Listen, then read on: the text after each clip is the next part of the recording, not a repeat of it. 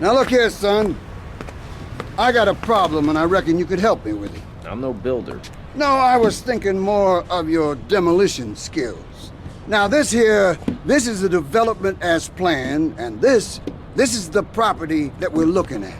You're trying to say this new office block is kind of in the way? You catch on quick. Now I'm gonna head out of town for a while, and if that office development were to face sudden and insurmountable structural problems, then As a civil-minded individual, you feel obliged to step in and save the rejuvenation of an important area of the city. Where can I get more guys like you?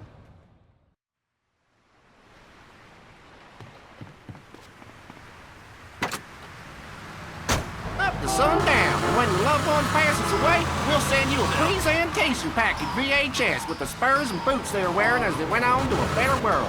Our residents sure love it.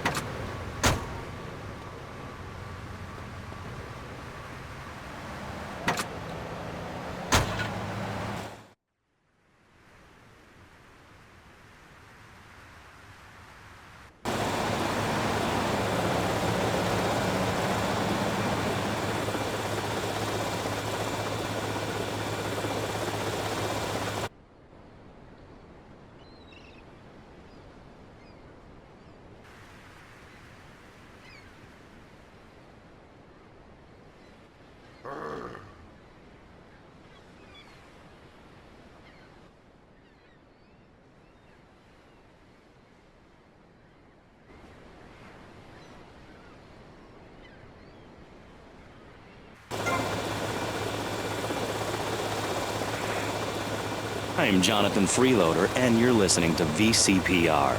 This portion of Pressing Issues is brought to you by Ammunition, a proud supporter of public radio and our community. We hope you're enjoying Pressing Issues and the way it challenges your view of society. Unfortunately, public radio in Vice City is under pressure. That's because we're better than everyone. You can't hear this kind of hard-hitting, long, drawn-out programming anywhere else. But you have to give money. That's right, Jonathan. Money is important. What the f... Goods and services, like getting a hip replacement or funding a starving child in Australia. I feel all covered with flies right now. Call us, pledge your money, give 10% of your income. That's all we ask. And for that, you know everyone can be educated on the important things we discuss on VCPR. 10% is a really small amount. I remember when I was volunteering in Central America, to make myself appear less shallow, the native peoples would give you 10% of their land for a pair of mirrored sunglasses. And they would run around me saying chicle, chicle, which is Espanol for pretty woman. It was very spiritual, like waves. Absolutely. But remember, this radio station could disappear. The voice of unprofitable radio could be silenced. One day you wake up, roll over, and she's gone. You go into the kitchen, there's a note scrawled, the sound of a taxi leaving in the distance, a thunderstorm rolls in. What was that? Haircut. Or this pledge drive. Yes, the pledge drive. Become a member. Only members or people with radios can listen to this radio station. Now back to Pressing Issues. Shouldn't we give out the phone number? Like I tell the children at the library I volunteer at, look it up yourself. No, you can't go to the bathroom, and stop crying. That's good advice. Now, back to Pressing Issues.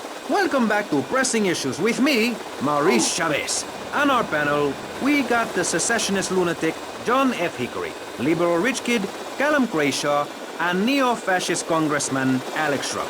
Gentlemen, welcome back. Let's start with you, Mr. Hickory.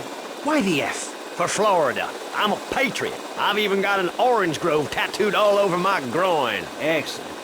But back to the matter at hand. Public safety. How do we get guns under control in this city? By giving everyone hope, a dream of a better tomorrow, by encouraging people to grow their own root vegetables.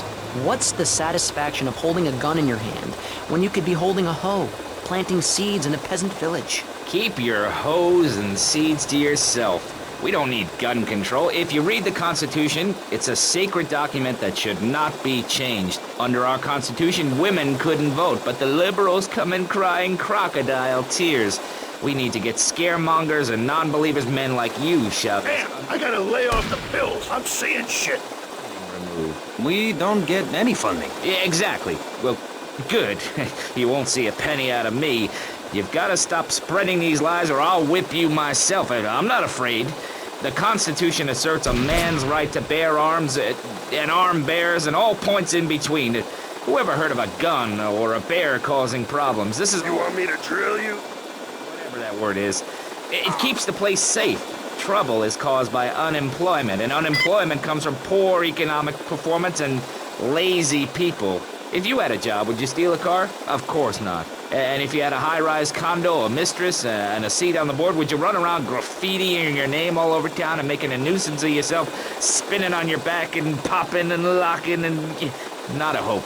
It's simple. If you don't have a job, starve. Get out of my constituency. By force if necessary, and starve. That is quite simple. Are you really saying that? Of course I am. Vice City is a growing city.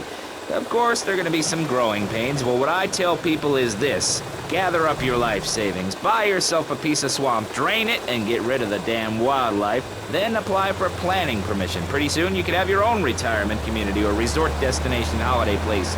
You can start making money out of the boom, the shrub-inspired boom, and enjoy the kind of things sensible people have. Personal bodyguards, massive fences, and a bigger collection of guns than the other guy. It stands to reason. No, no, no, no. Keep them out of here. We do not want any more old folks. Some pissant messing around. I'll bust your wise-ass toy. Does not want you. Please, die somewhere else. What's wrong with Nevada or Kansas? We want a river. We need a river. The Freedom River. And what about the other crimes? It seems car crime, fashion crime, drugs, everything is on the rise. Absolutely. Of course it is. When I was in Uganda, people were poor, but they were happy. The more you have, the less you have. And that's kind of what I'm all about. They're Crush, kill, demolish. rather than just buying one at the store. At one point in Uganda, I saw a great lake of sand and a massive speaking dog. It was a dog of love, not of hate. It was a spirit journey. What are you talking about? I'm talking about hopes, dreams, the magic of television, especially public television. Puppets can say what men cannot. Yes, but how will that stop people taking baseball bats and pounding the living crap out of each other, as I saw in a Mother's PTA group meeting recently? Baseball is our national sport, our national pastime, joining together as men in order to reward the act of running around in a circle.